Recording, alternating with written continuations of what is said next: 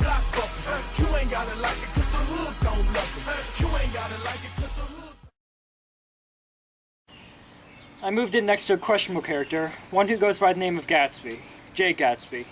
I'd be staying there for the summer. Luckily, I had a relative in town, my cousin, Daisy Buchanan. She lives in East Egg, while I live in West Egg. I never was a man to judge people. I learned that from my father. And that is how my adventures with Jay Gatsby began. I decided to pay a visit to my cousin Daisy. I went over to her house on East Egg to have dinner with her and her husband. Where they lived was extravagant, and the dinner was even more lavish. Everything was going great until we were interrupted by a phone call for Tom in the middle of dinner. Daisy looked noticeably perturbed and left the room. I was informed by the beautiful Jordan that the call was from Tom's mistress.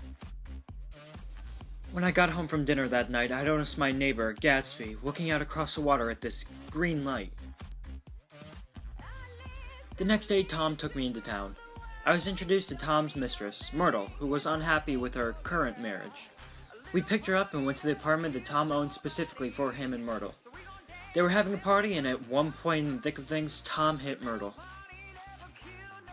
When I arrived home that day, I had an invitation delivered to me to attend one of Gatsby's regal parties.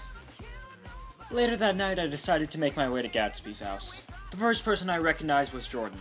She introduced me to many people. It was at that very party that I was introduced to Gatsby for the first time that summer, and something about him left me curious. The very next day, I went to lunch with Gatsby. There, he asked me if I could arrange for Daisy and him to come to my house for lunch sometime. I was confused as to why he had an interest in Daisy, but I would go along with it anyway. Very soon after, I did set up for this lunch to happen. Gatsby seemed to be quite particular with how everything looked and how he wanted the lunch to go. When Daisy arrived, it became clear that they had a history with each other. I let them have time alone, and from that moment it seemed as though they became inseparable over the next few weeks. Trouble in paradise occurred when Gatsby asked Daisy to leave Tom for him. Although Daisy did love Gatsby, she had a life established with Tom already, so she was not set on the idea of leaving all of that. One day later that summer, we were all at Daisy's, and Gatsby was there. The tension between Gatsby and Tom left the room uncomfortable, so Daisy suggested that we would go into the city. We all made our way into the city, and it didn't really seem to make anything better. We arrived at Tom's apartment, and Tom immediately started questioning Gatsby's background. Gatsby became so offended that it pushed him to tell Tom Daisy is in fact in love with Gatsby. Daisy was unable to admit her love for Gatsby, and everyone left in a rage to go back home. Myrtle recognized what she thought was Tom's car, so she ran outside to see him. But Daisy and Gatsby were in the car. They did not stop and struck Myrtle, killing her instantly. Tom was quite upset over this and thinks that Gatsby was the one that hit Myrtle, telling George, Myrtle's husband. Gatsby was by the pool at his home one day, waiting for a call from Daisy after all this happened.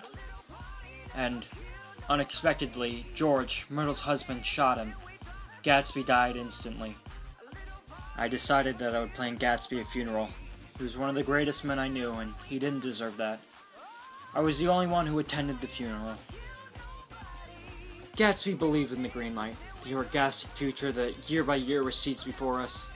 It eluded us then, but that's no matter. Tomorrow, we will run faster, stretch out our arms farther, in one fine morning. So we beat on, boats against the current, borne back ceaselessly.